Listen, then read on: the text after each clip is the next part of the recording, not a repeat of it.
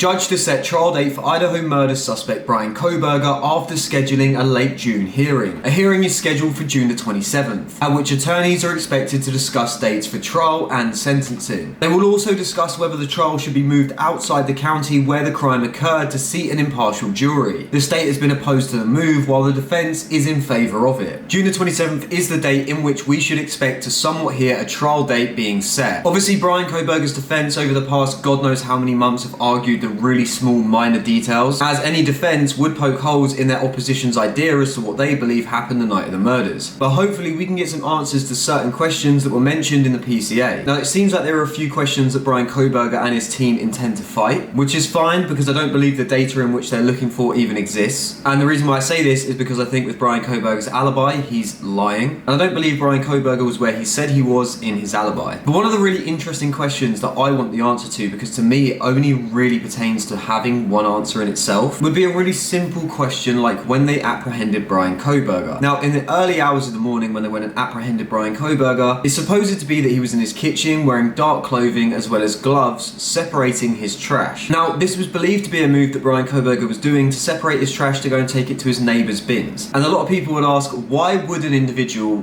even do that in the first place? And this comes down to the fact that the individual in question is a criminology student who was actually attaining a PhD in criminology, as well as has a master's in criminal justice. So he has a certain inclination / idea to certain proceedings that might go on moving forward. But the reason why I believe the individual was separating his trash to put it into his neighbour's bins is for a very specific reason. And this goes all the way back to the night in which the crime was committed. Now, we know whoever committed that crime left behind a knife sheath. Now, that was a tan leather knife sheath with the initials USMC K-bar on it. That gave them the idea it was United States Marine Corps K-bar. But it's not the police that I'm looking into here, it's actually the individual in question, because at some point of that evening, when they went to go and get rid of the evidence that was used in that crime, they realised that the sheath that they had taken with them is missing. And this is a huge blunder, as they have no idea as to where this could be missing in the first place. For them, they can only pray that this is missing in a location in which it just isn't going to be found. But unfortunately, this was an item that was found and recovered by the police. On this sheath, we knew that later on they discovered DNA, but the police left the public hanging on what the importance of that sheath was. We didn't know whether the sheath just gave them an indication as to the weapon that was used, or whether there was more on it that led to that being an integral part of their investigation. The knife sheath in itself is the starting point of a breadcrumb, points them in a certain direction. We later learned that they obviously retrieved DNA from that sheath. So then we go back to the individual that's accused, and the second that he learns that he doesn't have that sheath. Now, he must have an understanding or remembrance that he's cleaned that sheath top to bottom, and he understands through his criminology degree that the police in Moscow / Pennsylvania don't actually have his DNA on file. So if there is any DNA that's been left on this sheath, it's not going to give them a direct match because they don't have his DNA on file. Now, he knows that. So the next steps for this individual would be an understanding that he cannot now leave his DNA anywhere, because if he's under any type of investigation from any type of police force, FBI, the individual will understand that they are looking for trace amounts in a legal way to obtain his DNA. And if they obtain his DNA, obviously the accused knows that that's going to give them a direct match, which is going to apprehend him. Which is an interesting snippet, because later on we learned that investigators had seen Bryan Kohberger apparently meticulously cleaning his car, as well as on all of his journeys wearing gloves and keeping himself very concealed. So there was even mentioned that he went inside of a supermarket, and even while in the supermarket getting his shopping, he continued to wear gloves throughout. And this is obviously because he doesn't want to touch an item, leave it behind, have an investigator buy it, and then try and trace and match that DNA that's left behind to the knife sheath. So he's very meticulous in trying to keep his DNA off anyone's radar. Now, one of the main ways that police obtain DNA is actually through people's bins, or if you're in America, it's actually through people's garbage. And this is because technically it's legal. It's like a little loophole in itself. An individual like Bryan Kohberger may understand that this is a technique or form that they might use against him. So when it comes to separating his garbage, this is really interesting. The reason why he's separating it would be that he's trying to remove all of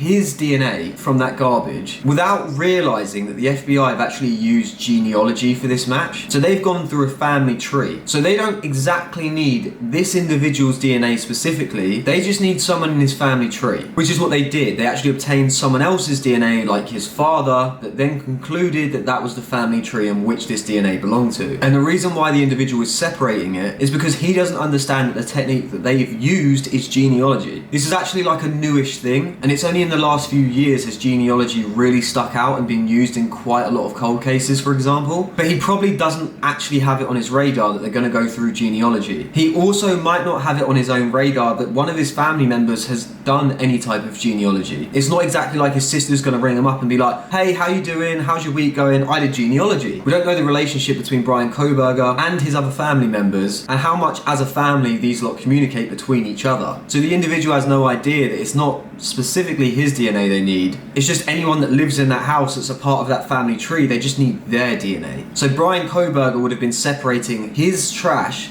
to put into his neighbour's bins, or garbage, so that when the police came there, it wasn't specifically Bryankohberger's DNA they were going to be removing. It would have been his family member's DNA. So he was even really self-conscious about where his own DNA from anything that he was using. It could have just been a simple fact that he drank a soda and that he throws that into the garbage and they try and obtain DNA from that. But he's taking all the specific items that he used and he's putting them into his neighbour's trash so that he can deter any potential investigators from his DNA. Now, if you are an individual that has nothing to do with that crime, you're also an individual that owns the white Hyundai Elantra, which is a car that Moscow Police Department had put out that they were looking for. You also had an alibi that you weren't near the area specifically, but you were out that night, and you were specifically out in the time frames of which they believe the crime occurred. Not only that, but your DNA is also found on a sheath underneath one of the murdered victims. You disappeared for hours after the crime, only to come back later on, roughly around 9 AM in the morning, only to then never take a late night drive ever again, and spend the majority of the next 7 weeks before your apprehension concealing everything about yourself. So Ann Taylor can crack on looking for the 2 to 3% of missing cellular data. Don't think it's going to provide you with the information that you're looking for, because I believe that your client is not exactly where he said he was. I also hope that Ann Taylor gets her grubby little mitts on the dash cam footage that she wants. So I was really confused about it. I don't actually know if this is exactly what it is, but she wanted dash cam footage from someone having a test drive or taking their driving lesson. I was like, well, no one's taking a driving test or driving lesson at 3 to 4 AM in the morning, are they? So what on earth is she asking for? Kind of realised that what she's probably asking for is hopefully someone has done a driving test or driving lesson with dashcam footage early hours of the morning after the crimes were committed, and they're trying to see if they can catch Bryankohberger back in the area roughly 9 AM like the PCA says that he is. Thing is, they don't specifically say that he's outside the house. I believe the PCA says that he comes back to the area, so whether or not he goes anywhere near the house is another question. I believe the footage that she's going to be looking for is dashcam footage to try and see if her client is on there at any point. But that's it from me, hoping that we get a trial date set soon. Let me know your thoughts on this one in the comment section down below.